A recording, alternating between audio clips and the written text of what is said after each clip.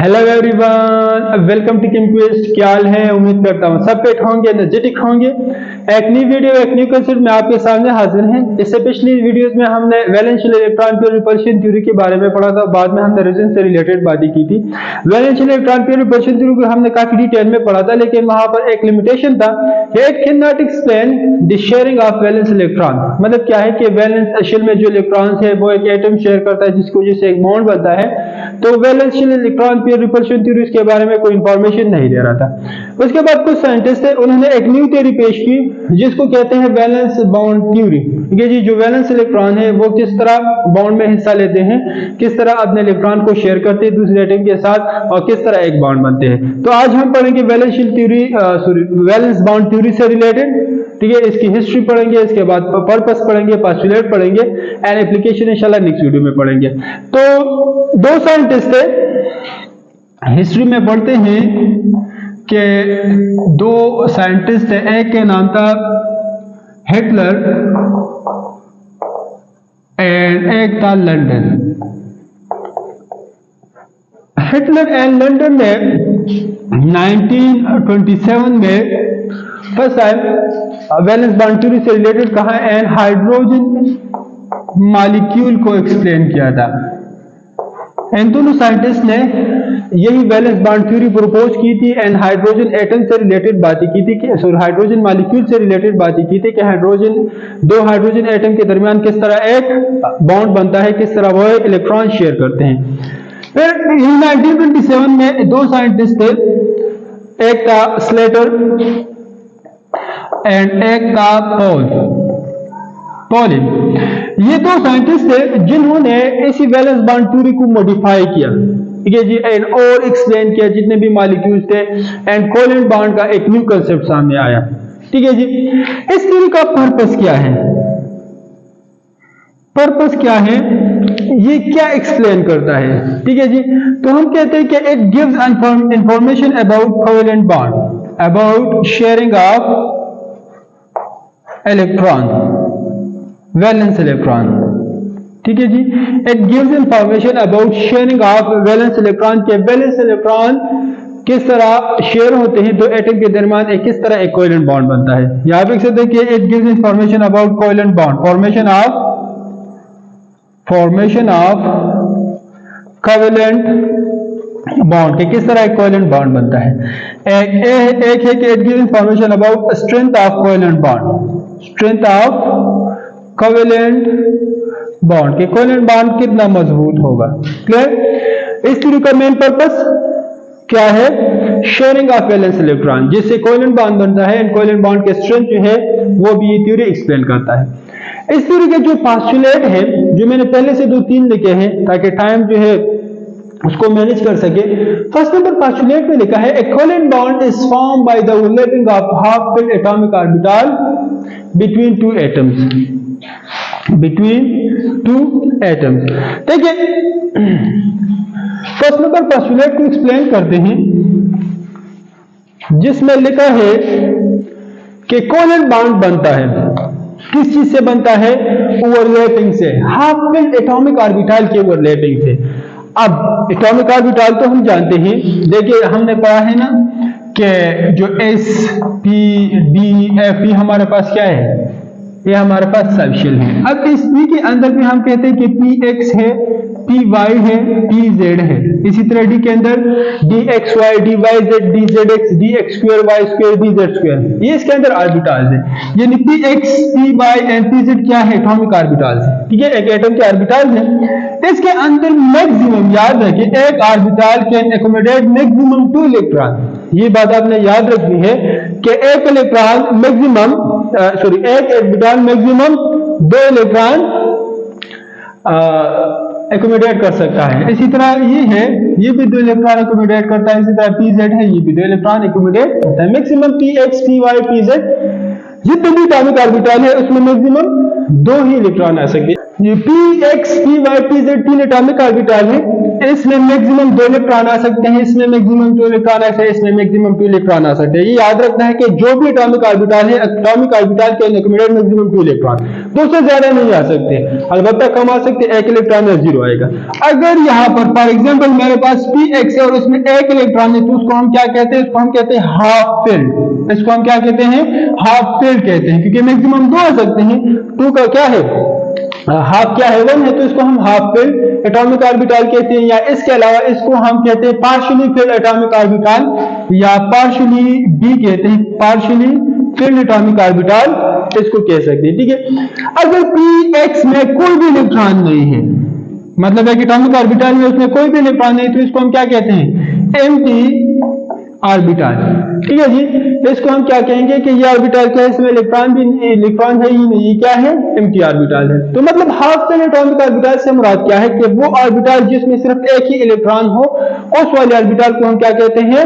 Half filled atomic orbital. ये कह रहे हैं कि 2 एटम्स है, 2 एटम के दरमियान बॉन्ड बनेगा, एक एटम अपना हाफ फिल्ड एटॉमिक ऑर्बिटल से 1 इलेक्ट्रॉन शेयर करेगा, दूसरा शेयर करेगा। फॉर एग्जांपल हाइड्रोजन है, ठीक है, हाइड्रोजन का इलेक्ट्रॉनिक कॉन्फ़िगरेशन 1 है, ठीक है ना, एटॉमिक नंबर 1 है, तो इलेक्ट्रॉनिक कॉन्फ़िगरेशन कहेंगे 1s1। अब देखिए फॉर एग्जांपल ये एक s ऑर्बिटल है, क्लियर, एंड ये दूसरा s ऑर्बिटल है, क्लियर, इसमें 1 इलेक्ट्रॉन है, 1 इलेक्ट्रॉन यहां पर है, क्लियर। कह रहे हैं कि हाइड्रोजन का ये s ऑर्बिटल दूसरे हाइड्रोजन के इस ऑर्बिटल के साथ ओवरलैप करेगा, ठीक है जी। इसी तरह इसके दरमियान ओवरलैपिंग होगी, एंड इस ओवरलैपिंग से हमारे पास एक बॉन्ड बनेगा। इस बॉन्ड को हम क्या कहते हैं? This is called covalent bond, ठीक है जी। एक एटम का हाफ फिल्ड ऑर्बिटल, दूसरे एटम का हाफ फिल्ड ऑर्बिटल, दोनों आपस में ओवरलैप करेंगे, लीनियरली ओवरलैप करेंगे, एंड जिससे हमारे पास एक बॉन्ड बनेगा, that bond is called covalent bond, ठीक है जी। ये तो था फर्स्ट पोस्टुलेट के रिलेटेड।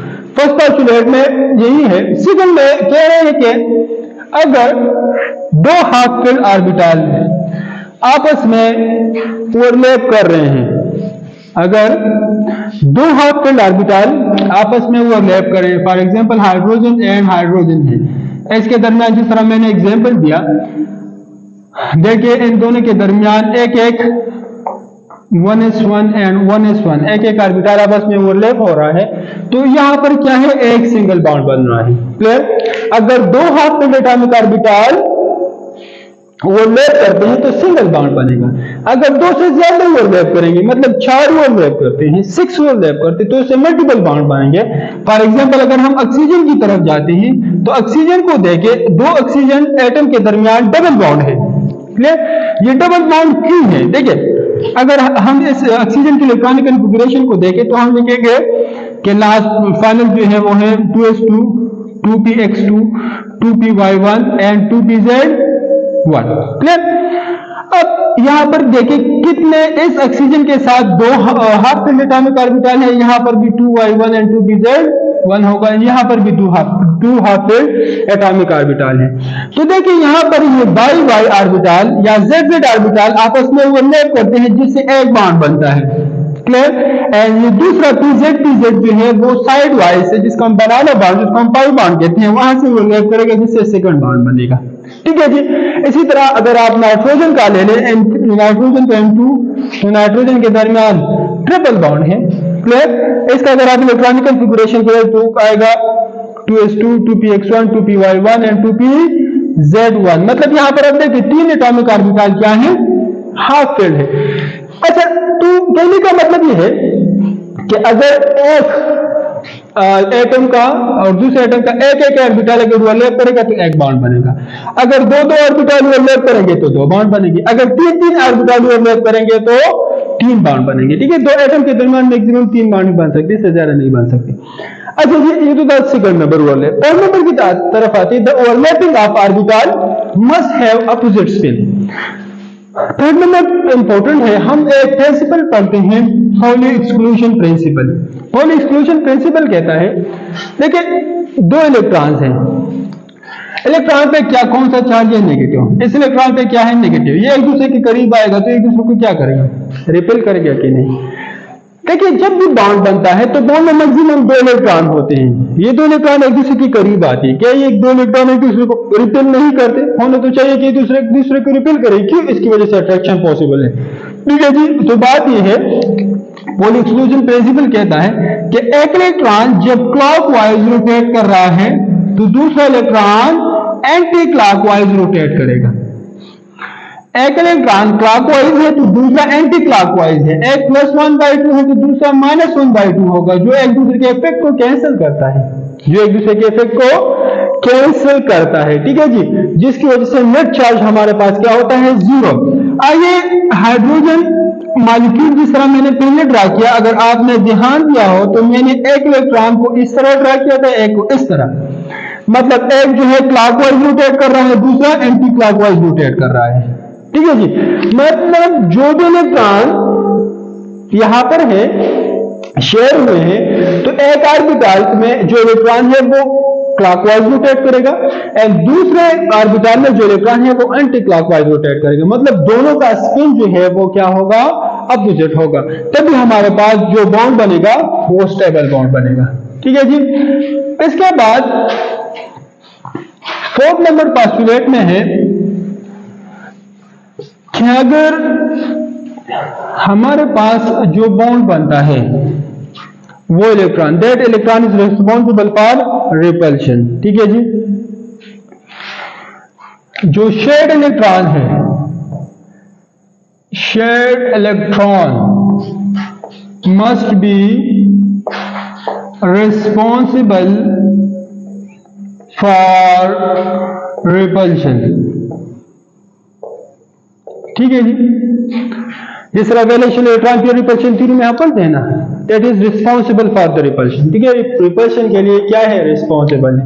मतलब यह है कि अगर यहां पर एक बॉन्ड बन रहा है इसी तरह, ठीक है, तो ये जो बॉन्डेड इलेक्ट्रॉन है that is responsible for their repulsion. ये रिपल्शन के लिए क्या है? रिस्पॉन्सिबल है, ये जरूर रिपल्शन करेगा। ठीक है जी। इसके अलावा जो शेयर्ड इलेक्ट्रॉन है, shared electron must be localized. जो शेयर्ड इलेक्ट्रॉन है वो क्या होंगे? लोकलाइज्ड होंगे। ठीक है जी। जो फर्स्ट सिग्मा बॉन्ड बनता है वो क्या होगा? वो लोकलाइज्ड इलेक्ट्रॉन से ही बनेगा। ठीक है जी। मतलब यह है कि एक अपनी पोजीशन पर क्या होंगे? फिक्स होंगे। क्लियर? अच्छा जी। एक और लास्ट पोस्टुलेट है, इसमें कह रहे हैं कि अगर हमारे पास, या आप लिख सकते हैं कि fully filled atomic orbital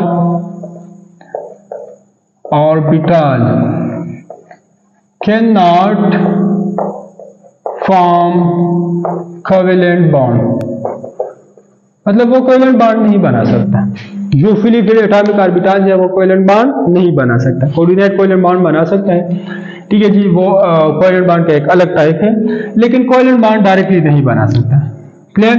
for example अगर आप ऑक्सीजन, जिस तरह मैंने कहा ऑक्सीजन का इलेक्ट्रॉनिक कॉन्फ़िगरेशन अगर आप लोग पढ़ लें तो कुछ इस तरह है।